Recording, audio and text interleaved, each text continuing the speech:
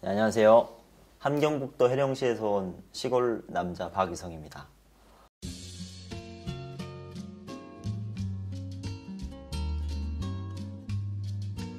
저는 2007년 5월에 이제 북한을 나와서 2008년 1월부터 대한민국에 입국을 해서 생활을 시작하고 있었습니다. 네. 저는 이제 아버지가 제가 탈북하기 2년 전에 먼저 한국으로 오셨어요.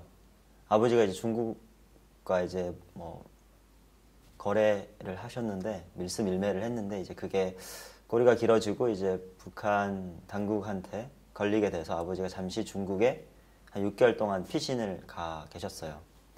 이제 목적은 가서 좀 잠잠해지면 다시 집으로 복귀할 예정이었는데 이제 아버지가 하도 많이 그런 사업들을 해서 이제 그 분위기가 이제 계속 더 커지고 이제 문제가 더 많아져서 아버지가 이제 다시 집으로 나올 수 없는 상황이 돼버렸어요. 그래서 중국에서 숨어 지내는 것도 이제 그 하루 이틀이어서 이제 한국행을 결심을 하셨다라고 말씀을 해주셨고 이제 아버지가 한국에 먼저 오셨어요. 그리고 나서 저랑 어머니는 아버지가 없어졌기 때문에 갑자기 굉장히 시달려야 됐어요. 북한 일명 보위부가 와서 보위지도원이라고 해서 담당 보위지도원이 매일같이 집에 출근을 해가지고 제가 당시에 클래식 기타를 배우고 있었는데 그분이 기타를 치실 줄 아시는 분이었어요. 그래서 저한테 아버지가 어디 갔냐고 윽박 지르는 게 아니라 굉장히 노련하게 계속 물어봤어요. 아버지 어디 갔니? 사실 너네 알고 있는 거 나도 알고 있다. 이런 식으로 계속 말을 하면서 유도신문을 하려고 했었는데 사실 어머니랑 저는 확실했어요. 한마디라도 우리가 아버지에 대해서 얘기를 하면 우리의 인생은 조금 힘들어질 수도 있겠다라는 생각을 했기 때문에 아버지에 대해서 절대 발설을 하지 않았어요. 그래서 연기를 했죠, 항상. 우리도 아버지가 어디 갔는지 너무 궁금하다. 제발 좀 찾아달라. 그게 당신들 일 아니냐. 이런 식으로 오히려 좀 더 세게 나갔었죠. 그렇게 해서 한 6개월 넘게 버티다가 너무 그게 이제 힘들어서 저희는 이제 저는 이제 함경북도 해령, 이제 국경지대였는데 어머니 고향으로 이제 다 집을 두고 나가서 생활을 했어요. 그래서 거기 나가서 한 1년 동안 생활을 하다가 아버지가 이제 한국에 와서 정착을 좀 하셨어요. 이제 하나원도 졸업하고 이제 사회에 나오셔가지고 제일 첫 번째로 이제 저희 가족을 데려올 걸 결심을 하셨어요. 그래서 연락을 했고 저희 고모가 이제 국경지대에 여전히 사셨기 때문에 아버지의 연락을 한국으로부터 바로 받고 나서 저희한테 연락을 주셨어요. 전화로. 근데 이제 또 북한 사회가 다 열려 있고 이제 다 도청이 되고 감시 체제이기 때문에 야 아버지가 한국에서 너네 오란다라고 이제 연락을 하면 저희는 바로 잡힐 수 있었기 때문에 외갓집 어머니 고향으로 나갈 때 저희는 다 암호를 정했었어요. 예를 들면 콩값이 올라가고 있으니까 빨리 콩 사러 와서 장사를 해야 된다 이런 식으로 이제 전화를 했고 이제 그 전화는 이제 아버지한테 연락이 왔으니까 빨리 들어오라라는 사인이었어요. 그래서 이제 어머니와 저는 그 연락을 받고 바로 이제 외갓집에서도 그냥 시장 보러 간다라고 정말 가벼운 차림으로 아무것도 안 들고 딱 여비만 들고 이제 나와서 함경남도에서 함경북도까지 들어와서 이제 두만강을 그 다음 날에 넘었습니다. 사실 두만강을 넘는 방법들이 여러 탈북민들 중에 굉장히 다양한데 저희는 좀 안전하게 넘으려고 군인한테 이제 뭐라고 하죠? 밑돈이라고 하는데 그걸 좀 주고 나서 좀 안전을 좀 보장을 받고 나서 두만강을 건넜고요. 사실 많은 사람들이 뭐 두만강에서의 힘든 점, 뭐 어려운 점 이런 것들을 많이 만나긴 하지만 저희도 똑같았어요. 5월 달에 두만강을 넘었는데 북쪽은 5월 달이어도 좀 추워요. 그래서 어머니랑 저랑 이제 정말 허겁지겁 지금 두만강을 넘어서 도착한 곳에서 이제 아버지가 보낸 사람이 나와서 저희를 마중하기로 돼 있었는데 물살이 너무 세가지고 이렇게 직전을 해야 되는데 한 45도 이렇게 각도로 밑으로 내려간 거예요. 근데 저희는 이제 그게 너무 정신이 없다 보니까 직선으로 건넜다라고 그냥 판단을 하고 거기서 계속 그 사람을 기다렸고 우리를 마중 나온 사람은 넘기로 한 장소 직선에서 기다려서 굉장히 거리가 떨어져 있었어요.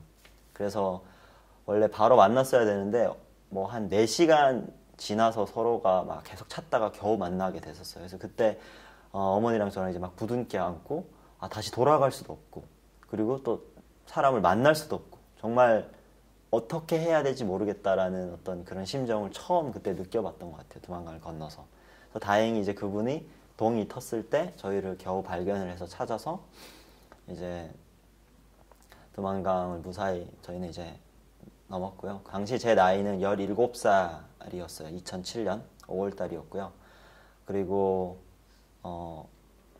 두만강을 건너서 처음 2년 만에 아버지랑 처음 통화를 했어요. 그래서 통화를 하면서 저희는 그때까지만 해도 한국에 가는 거에 대해서 확신이 없었어요. 무사히 갈 수 있을지 없을지를 좀 많이 걱정을 했기 때문에 아버지한테 계속 물어봤죠. 무사히 갈 수 있냐? 아니면 가서는 어떠냐 삶이. 근데 아버지의 대답은 대부분 긍정적이었어요. 무사히 올 수 있다. 그리고 한국에 오면 너가 생각하고 상상하던 것보다 더 어떤 많은 것들을 할 수 있다라고 얘기를 해주셔서 그게 조금 위로가 됐어요. 그래서 이제 좀 많은 위험들이 있다라는 걸 알고 있었지만 이제 용기를 낼 수 있었고, 이제 저희는 연길이라는 이제 중국에서 한 일주일 동안 기다렸어요. 목적은 저희만 바로 한국으로 갈 수 있는 게 아니라 거기서 이제 저희와 같은 탈북민들을 이제 모아서 한 팀으로 만들어서 이제 출발을 하기 위해서 어떤 아파트 같은 데서 일주일 동안 머물렀고요. 그때 저희가 이제 만난 사람들이 6분이 계셨어요. 거기에는 다리를 다친 아저씨도 계셨고, 그리고 이제 3개월 된 아기를 업은 아기 어머니도 계셨고, 그리고 나이가 지긋하신 어르신도 계셨어요. 그래서 저희는 그렇게 팀이 되어서 이제 연길에서 북경까지 버스를 타고 이동을 했어요. 근데 저는 그 많은 분들이 탈북 스토리나 이런 얘기를 들으면 가는 내내 힘들었고 마음 졸이고 왜냐하면 위험했고 이런 얘기를 많이 하는데, 저는 17살이면 뭐 철이 없다라고도 할 수 있겠지만 저는 굉장히 신이 났었어요. 왜냐하면 태어나서 처음 해외여행 갔거든요. 해외에 나가본 적이 없었기 때문에 저는 중국이라는 새로운 나라에 와서 너무나도 신기했고 막 경험하고 싶었고, 그래서 그런 것들이 위험이라는 어떤 그런 것들을 저는 조금은 잊게 했던 것 같아요. 너무 신기하게 모든 것을 다 경험하고 싶어서. 그래서 7명이 버스를 타고 이동하는데 저는 그 정류장에 설 때마다 내려서 말은 안 되지만 이제 손으로 뭘 사 먹고, 그래서 이제 팀 사람들이 저를 굉장히 안 좋아했어요. 저는 다른 사람들은 다 조용하게 자는 척하고 뭐 이렇게 연기를 하고 있는데 저는 그냥 하고 싶은 대로 이렇게 자유분방하게 돌아다니고, 그래서 저희를 인솔하는 가이드 브로커도 굉장히 저를 안 좋게 봤고, 팀 분들도 좀 자제하라고 계속 저한테 이렇게 얘기를 했었어요. 근데 저는 모든 게 너무나도 신기했어요. 처음 보는 광경이었기 때문에. 버스도 그렇고 택시도 그렇고 기차도 그렇고 먹는 음식 이런 것들이 태어나서 처음 보는 것들이어서 어떻게 참을 수가 없었어요. 계속. 그래서 돌아다니면서 다 경험하려고 했었고, 근데 뭐 제가 이제 그렇게 함으로써 뭐 팀한테 위험은 없었는데, 저희가 북경에서 건명까지 기차를 타고 한 50시간 이동하는 그 구간에서 제가 그 중국 기차를 타면 이제 거기에 중간중간에 물건을 이렇게 팔러 다니는 중국 상인들이 계세요. 그래서 그분들한테 제가 이렇게 후레쉬가 굉장히 신기해가지고 그걸 이제 돈을 어머니한테 달라고 해서 구매를 했었는데, 거기서 커뮤니케이션에서 약간 문제가 생겼었어요. 저는 50원짜리를 주고 잔돈을 30원을 받아야 되는데 판매하는 사람은 50원짜리 받고 이제 저한테 잔돈을 안 준 거예요. 그래서 그걸로 서로가 옥신각신 어떤 커뮤니케이션 문제가 생겼는데, 저는 중국어가 안 되고 그 사람 중국어로 계속 얘기를 하고, 그러다 보니까 저는 한국어로 아주 북한 사투리로 이제 잔돈을 달라고 막 얘기를 하면서 그게 이제 문제가 커지고, 이제 그 상인이 그 안에 있는 공안을 부른 거예요, 기차 안에서. 근데 만약에 저는 이제 중국어도 전혀 안 되고 신분증도 없는 상황에서 이제 공안이 와서 검사를 하면 전 잡힐 상황이 놓였던 거예요. 그래서 그렇게 되면 팀이 위험에 처할 수 있어서 그 기차가 그때 다행히 역에 섰을 때 가이드가 다 내려라 해서 그때 다 내리고 다음 기차를 탔던 기억이 있어요. 그 이후부터는 저는 그 오는 내내 같은 팀 분들이, 같이 오는 탈북민 분들이 조용히 좀 해라, 좀 자제해라, 앉아있어라 이런 얘기를 할 때는 안 들었는데, 그 이후로는 제가 좀 잘못을 뉘우치고 좀 입 다물고 그리고 이제 왔었습니다. 많은 분들이 이제 오는 루트가 비슷하긴 하지만 그래도 각자의 어떤 이야기들과 그리고 오는 가정들이 좀 달라서 저는 좀 자세하게 설명을 좀 드리려고 하는데, 제가 기억에 남았던 게 이제 저희는 여건이 없으니까 이제 항상 불법으로 다 국경들을 넘었고, 저희는 이제 곤명 운남성에서 이제 라오스 쪽으로 국경을 넘었습니다. 넘고 이제 거기에서 라오스 사람들이 생활하는 어떤 참대집에서 이틀 동안 생활을 했었고, 이제 거기서 산을 뭐 한 7시간 정도 걸어서 이제 메콩강 변에 도착을 해서 거기서 이제 보트를 타고 태국으로 오는 과정이었었고요. 제가 오는 당시가 2007년 6월, 7월이 탈북민들이 사실 제일 많은 숫자들이 이제 그 동남아 3국을 걸쳐서 오는 시기였다고 하더라고요. 그래서 저희가 이제 바로 태국에 들어와서 이민국에 가려고 희망을 했지만 너무 많은 사람들이 한국에 가기를 기다렸기 때문에 저희는 지방 이민국에 3개월 동안 더 체류를 하고, 저는 이제 그 태국 법에 의해서 불법으로 그 나라에 입국을 했기 때문에 그거에 대한 어떤 합당한 벌을 받아야 돼서 저는 이제 머리를 다 밀고 2주 동안 이제 태국의 전국에서 뭐 세계 각국에서 온 불법 체류자들이 있는 감옥에 가서 생활을 2주 동안 하고, 그리고 다시 감옥에서 나와서 이제 태국에 있는 메사이라는 이민국에서 생활을 3개월 하고, 그리고 이제 방콕에 있는 이민국에 올라와서 4개월 동안 기다려서 한국에 2008년 1월 달에 입국을 했습니다.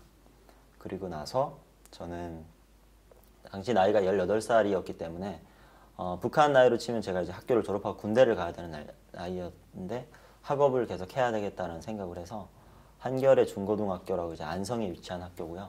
거기서 이제 다시 학업을 시작을 했었습니다. 고등학교 1학년에 편입을 해서 학업을 시작하다가 한 6개월 동안 저는 이제 거기서 한국 사회에 대해서 많은 것들을 알게 됐어요. 배우고 어떻게 하면 이 사회에 잘 적응할 수 있을지, 그리고 내가 뭘 하고 싶은지 이런 것들을 그 시간에 충분히 생각을 많이 했던 것 같아요. 그리고 나서 제 집 주변에 있는 일반 고등학교로 전학을 나와서 이제 고등학교 2학년 2학기에 편입을 해서 고등학교를 졸업을 하고, 그 기간에 제가 진로에 대해서 굉장히 많은 고민들을 했었고, 근데 그 고민 중 하나가 제가 하고 싶은 것과 그리고 한국 사회에서 뭔가 해야 되는 일들, 그리고 생계를 위해서 뭔가 내가 기술을 뭐 공부를 해야 되고 이런 것들을 놓고 고민을 하다가 저는 좀 하고 싶은 게 있다, 그 얘기를 좀 아버지한테 어머니한테 설득을 했고, 그래서 이제 미디어, 영화 이런 걸 공부하고 싶다라는 그런 마음을 좀 가져서 동국대학교 영화과에 진학을 했고 이제 영화 공부를 하게 됐습니다. 저희가 이제 한국에 와서 지금 한 11년 동안 생활하면서 탈북에 대한 얘기들을 굉장히 많이 했고, 그리고 그럴 수 있는 기회들이 굉장히 많았어요. 근데 그럴 때마다 많은 듣는 분들이 왜냐하면 이제 탈북을 해 오신 분들이 뭐 3만 명이 넘었으니까 그분들의 얘기가 각자 다 다르니까 어떤 얘기들은 굉장히 막 크게 그려져서 극대화가 돼서 위험천만한 어떤 루트가 될 수도 있었고, 어떤 제 같은 얘기들은 뭐 그냥 뭐 별거 없네 이러면서 들은 얘기들도 있고, 이래서 듣는 친구들이 조금은 약간 의아하고 의심하고 좀 믿지 못하는 표정들이 좀 많았어요. 그래서 제가 2017년 1월 달에 이제 남한 친구 2명을 데리고 제가 탈북을 했던 그 과정을 똑같이 재현을 했었어요. 그리고 그 친구들에게 내가 이렇게 탈북을 했다라고 사실 말로 전하는 것보다는 그 친구들은 실질적으로 그 루트를 같이 경험을 하면 이렇게 탈북민들은 오는구나. 근데 그걸 대표하는 게 제가 아니라 그냥 박이성이라는 한 탈북민은 이렇게 왔구나를 저는 소개를 하고 싶어서 이제 친구들한테 그걸 제안을 했고, 이제 그 과정을 저는 이제 우리만 보기에 좀 아까운 것 같아서 이제 카메라로 전 과정을 다 기록을 해서 다큐멘터리로 제작을. 악어감이라고 악어가 되게 많다고 들었어요. 그 피 냄새를 맡고 악어들이 몰려든대요. 여자가 생리를 하면 악어가 온다 하더라고요. 무조건 악어가 달리는 말이에요. 그 몸을 다 감고 움직이지 마라. 너네 움직이지 마라. Have you seen alligator or crocodile in Mekong River?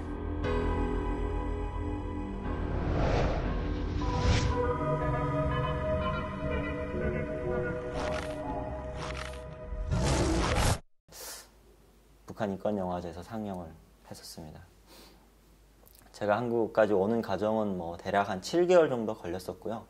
그리고 오는 과정에서 사실 위험천만한 어떤 사건들이 상당히 많았지만 저는 그거보다는 처음 해외를 나왔고 그것도 중국뿐만 아니라 동남아를 경험하는 일이었어서 제 인생의 어떤 첫 해외여행처럼 기억에 남고요. 모든 게 다 처음이었어요. 기차를 그 장시간을 타는 것도 처음이었고 중국 음식을 먹어보는 것도 처음이었고 택시를 타는 것도 처음이었고 비행기를 타는 것도 처음이었고 감옥 생활도 처음이었고 그래서 모든 게 신기하고 저에게는 깊은 인상을 남겼던 시간이었던 것 같아요. 지금 여기서 생활이 만족한지 아니면 좀 부족한 점이 있다면 또 어떤 부분인지 좀 만족한다면 또 이런 부분이 제일 만족하다 약간 이것만 얘기해 주실 수 있어요? 네.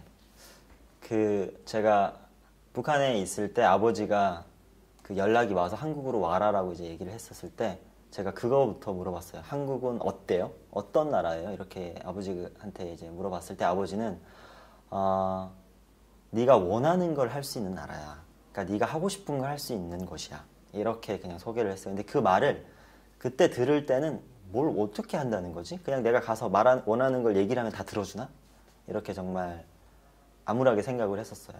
그리고 한국에 왔는데 사실 현실은 그렇지 않았죠. 제가 원하는 걸 말한다고 이루어지는 게 아니라 그걸 위해서 노력을 하고 시간을 투자하고 이래야 제가 원하는 걸 할 수 있고 이룰 수 있는 그런 곳이었어요. 근데 북한에 있었으면 정말 그런 거는 상상도 못했겠죠. 제가 하고 싶은 걸 이루거나 아니면 이런 것을 원한다라고 얘기를 못했을 텐데 그런 부분들을 얘기할 수 있다는 게 저는 가장 큰 장점인 것 같고요. 대한민국 사회에서 제가 살아가는.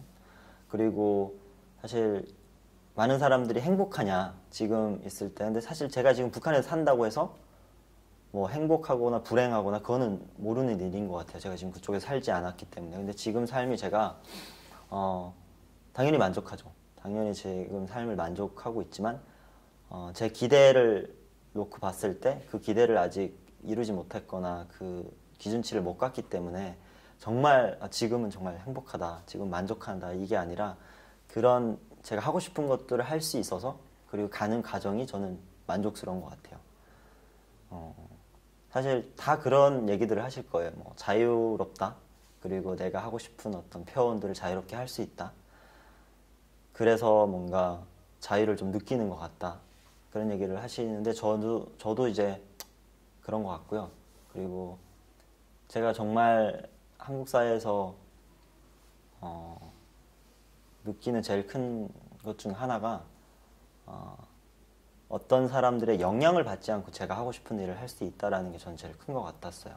심지어는 부모님이 이렇게 해라라고 했을 때도 내가 하고 싶은 걸 더 우선으로 생각하고 할 수 있는 그런 것이고 더 나아가서 국가에서 이렇게 하라라고 했을 때 나는 그게 싫습니다. 전 이걸 할 거예요 라고 본인의 어떤 목소리를 낼 수 있는 그런 사회인 것 같아서 저는 그런 게 북한이랑 제일 큰 차이점이 아닐까라는 생각을 하고 그런 것들이 저는 굉장히 만족스럽습니다. 제가 할 수 있는 것들을 하고 목소리를 낼 수 있는 것이.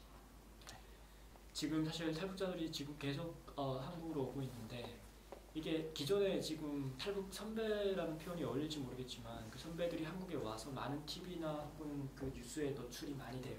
네. 근데 조금 아까 유정 씨가 얘기한 것처럼 조금 크게 포장해서 말하는 부분들도 분명히 있고 사실 좀 너무 좀 가장됐다라는 얘기를 우리가 좀 자주 하는데 혹시 네. 탈북 후배들에게 얘기하고 싶은 부분들이 있다면 혹시 좀 있을까요? 제가 그 탈북 과정 루트를 이제 재연을 하면서 정말 충격적으로 하나 알았던 사실이 제가 10년 전에 탈북할 때는 메콩강에 악어가 있었고 그 악어 때문에 전해오던 많은 분들이 위험했을 상황에 놓여져 있었고 그 악어 때문에 조심하라는 얘기들을 굉장히 많이 들었어요. 그래서 이번에 가서 그 악어가 있는지를 확인을 해봤어요. 그게 저 궁금한 게 있는데요. 메콩강에 악어가 없어요? 그 얘기 또 해줄까요? 아니 저희 친정이에요. 메콩강에 악어가 있는 줄 알고 왔단 말이에요 저희는. 메콩강에는 악어는 없습니다. 근데 메콩강에는 악어가 살 수 있는 환경 조건이 안 되고 그런 것들은 누가 만들어낸 어떤 유언 비어이었어요. 그래서 제가 만든 다큐멘터리 제목도 메콩강에 악어가 산다 했는데 사실 대한민국 사회에서 우리가 가지고 있고 탈북민들이 가지고 있거나 아니면 대한민국 국민들이 가지고 있는 어떤 선입견, 편견, 그리고 없는 것을 뭔가 있게끔 만들어낸 이런 것들이 굉장히 많은 것 같아요. 사실 저도 이제 대한민국에 대한 환상들이 굉장히 많았거든요. 북한에 있을 때 드라마를 보면 대한민국 사람들은 저렇게 다 잘생겼는지, 다 저런 이축집에서 사는지, 저렇게 다들 뭐 본부장이나 사장님이랑 다 연애를 하고, 가면 정말 저런 집에서 외제차 타면서 살 수 있을 거라는 정말 허황된 꿈을 꿨지만 사실 현실은 그렇지 않고, 그리고 남한에 사시는 분들도 북한 사람들에 대해서 정말 이건 극단적인 얘기긴 하지만 예전에 분들은 뭐 뿔이 달리지 않냐, 빨간색이 아니냐, 빨갱이가 아니냐 이런 얘기들을 그냥 쉽지 않게 하는데 사실 그런 것들은 어떤 만들어진 것들이 굉장히 많은 것 같아요. 그러니까 선입견이라고도 할 수 있겠고요. 그리고 편견들이 굉장히 많이 생겨났고 그 편견들을 우리가 시작점을 계속 찾아가다 보면 출처가 없는 것들도 굉장히 많은 것 같아요. 그래서 사실 많은 사람들이 탈북민들에 대해서 가지고 있는 편견, 오해 이런 것들은 누군가가 만들어내고 조작한 것들이 굉장히 많고 그걸 다 받아들이고 믿지 않고 본인의 시각에서만 판단을 하는 게 좋지 않나라는 생각을 합니다. 네. 실제한 얘기를. 근데 왜 있다고 그래요? 왜 그런 유언비어이 그것이 누구냐면 그게 바로 프로파간다입니다. 그리고 그 탈북자 중에서 월남 쪽으로 간 사람, 그 사람들이 지어낸 거래요. 악어는 그렇게 안 되는 사는 동물이 아니에요. 메콩강에서 악어가 때는 사람들은 그 사람들은 좀 이상한 사람들이고 그 당시에 아주 옛날에 썼었는지 몰라. 근데 그 물살이 이렇게 빠르고 또한 모래바닥에 악어가 살면 좀 이상하죠. 악어는 주로 개혁이나 이런 그래 맞아. 그치? 수풀이 우거진 데 사는 거지. 이상하다고 생각했어. 근데 저희 주변에 그 탈북한 친구들 얘기를 들어보면 하나같이 악어를 너무 무서웠다. 악어가 그 나타났다고 얘기 너무 무서웠다고. 들었으니까. 근데 이제 맨들어 지어내는 얘기인데 공강에는 악어는 없습니다.